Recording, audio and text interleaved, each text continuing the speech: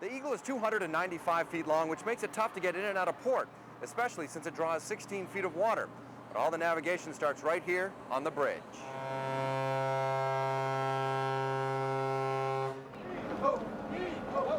Husband, easy rider, steady on course 335. Every time that we leave or enter a port, we have a nav team, and there's different positions. Shipping deals with the radar. Deck deals with like a lot of communications with other ships and overall safety of the ship, and conning officer drives the ship. Amanda Port drives the ship. It's her job to keep out of trouble and stay on course. She's only 21 years old, but don't let her fool you. She knows how to bark out the orders. Right 20 degrees, rudder! You have to have a command voice, because, like, and especially it's true, because when you lead people, if you have that sound of confidence in your voice, then, you know, they're more trusting of your commands and everything. The turn is 125. What we do is we lay out what are called dead reckonings, and those are an estimated position of where the ship should be. And if the fix that we put down doesn't make sense with the dead reckoning, then we'll go ahead and double or triple check it. A swarm of navigators pours over the charts and checks the satellites. They recommend a course to the conning officer. Port then decides which course to take. Husband, come left, steady on course 325.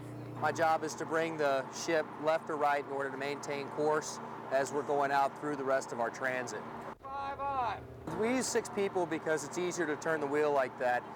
We don't have any hydraulics with our steering. Therefore, in order to turn right or left, we're using straight mechanical advantage. So the more more people you have on the helm, the easier it is to turn it right or left. The Eagle has a rich history and tradition dating back to before World War II. And that tradition and history is not lost. Here on board the Eagle, they teach the cadets both the new way and the old way to navigate. Just look right at it, and I'm going to bring it down to the horizon. As the sun sinks into the ocean, the cadets pull out their sextants and get ready to learn how to navigate by the stars. Got it. Damn it. With red flashlights in hand and sextants pointed into the night sky, dusk is the best time to get a reading from the stars. We take things for granted, just like looking off a computer, but I mean, seeing what they had to do to find out where they were and do navigation, I think I get a lot of credit, because this is definitely hard to do. Shoot around 77 for... The ancient nautical tool uses the horizon, the angle of the stars in the sky, along with the time and speed of the vehicle. The mathematical formula lets the cadets find their exact spot on Earth, just like Christopher Columbus. It's definitely true pioneer. Yeah, it's impressive what they did. I wouldn't want my life to depend on the sextant. Building a sense of professionalism and a depth of understanding to where you can not only do it when things are going good, but when things are going bad, that's where CellNav comes in there. It reinforces a lot of the basics. It ties people to their history, to their ancestry. It teaches them that they can get by without the electronics, which is a good piece of confidence to have in your kit bag. All those things rolled into one. In terms of their intellect, they had to be above the average, both in terms of the ability to perceive the problem and to perceive a potential solution, and then to come up with the technology to actually implement it.